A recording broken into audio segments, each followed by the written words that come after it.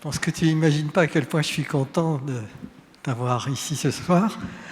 Donc, je t'ai connu, tu es un petit peu sur les bancs de l'école. J'ai été assistant de ta soutenance de thèse en vision par ordinateur. Puis, après un bout de carrière dans le milieu de la recherche et un passage à Microsoft Cambridge, que je me rappelle, tu as bifurqué pour devenir chercheur dans le milieu industriel. Donc, tu as été à Technicolor, puis tu as établi le laboratoire central de recherche de Valeo, et tu es maintenant dans un espèce d'ovni qui est cette fondation, QTI, qui est une toute petite, enfin une dizaine, je crois, comme ordre de grandeur, unité de recherche, donc, qui arrive à se maintenir donc, dans le pelon de tête, qui fait la bagarre en tête dans le domaine des gros langages, alors avec cette particularité qu'il s'agit d'un point d'entrée et de sortie direct au niveau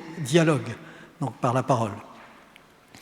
Donc je ne vais pas te poser la question standard, quelles sont les technologies qui paraissent importantes dans ton domaine, puisque l'IA, d'une certaine manière, est une technologie que tout le monde va considérer comme importante. Mais je vais plutôt, pour moi, tu constitues un petit peu ton dernier atterrissage ou envol, je ne sais pas comment il faut le voir, constitue en soi un sujet de recherche. C'est une espèce d'ovni, cet endroit où tu travailles. Donc, je m'interroge du coup sur les conditions et l'environnement approprié pour faire de la recherche dans ce domaine un petit peu particulier qu'est l'IA, donc avec cette petite entité extrêmement agile et qui travaille en plus dans un mode de science ouverte. Donc si tu peux nous expliquer les bénéfices et les difficultés qui y sont associées. Mais avec plaisir. D'abord, merci Albert. Effectivement, on s'est connus il y a fort longtemps à Rennes. Merci à l'Académie de me recevoir. Alors, en quelques mots sur ce laboratoire singulier qui a été créé il y a un peu plus de 2 ans sur fonds privés. Donc, c'est un laboratoire indépendant qui fait de la recherche amont généraliste sur des grands modèles dits fondations. Entre autres langages, et qui a pour vocation d'en partager les fruits pour le bénéfice de tout le monde. Et c'est effectivement une petite équipe. Alors à vrai dire, on est plutôt 25 maintenant, mais c'est comme tu l'as dit, c'est la bagarre, parce que c'est vraiment une compétition très forte. Et l'idée, c'était d'avoir une autre voie dans l'écosystème français et européen, qui semblait importante, en particulier aux mécènes qui ont créé ce laboratoire, qui viennent compléter d'abord la recherche académique, qui est très très importante en IA et qui est toujours très très vivace et qu'il faut aider.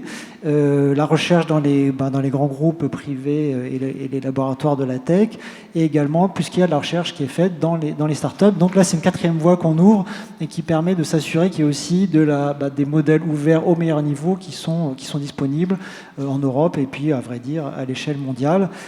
Comment on fait ça? En travaillant très fort, en étant très très sélectif sur les recrutements et en choisissant quand même assez soigneusement les sujets. Il faut choisir ses combats. Et comme tu l'as dit, on a beaucoup travaillé dès le début autour des interfaces vocales en particulier, qui sont à la fois un sujet très important pour la communication homme-machine ou la communication via les machines, et ça inclut d'ailleurs l'accessibilité, et qui était encore il y a 2 ans un petit peu en retard par rapport au modèle de langage écrit tel qu'on les connaît dans les robots conversationnels. Et il y a eu pas mal de belles premières mondiales qu'on a faites dans l'équipe en 2 ans sur ces sujets. Bon, donc on compte évidemment sur toi. Je pense que tu devrais jouer à l'Académie un rôle particulier dans la maîtrise et l'usage qu'on devra faire des outils d'intelligence artificielle. On a commencé à en parler. Je pense que tu vas nous aider là-dessus. Alors je ferai de mon mieux. D'ailleurs, ça a déjà commencé les discussions en amont de savoir à quel point les outils d'IA peuvent être utilisés dans les travaux de l'Académie, mais de fait, comme ils sont déjà utilisés dans à peu près toutes les disciplines scientifiques, en particulier celle du numérique, je pense que la question ne se pose même plus. L'idée, c'est de comment le faire bien. Peut-être l'autre chose que je peux apporter, qui est assez particulier dans mon parcours, c'est le fait d'avoir été entre 2 mondes, celui de la recherche publique et celui de la recherche privée, dans différents types d'organisations. Et je pense que c'est une richesse qui pourra être utile dans le cadre des travaux de l'Académie. Merci beaucoup.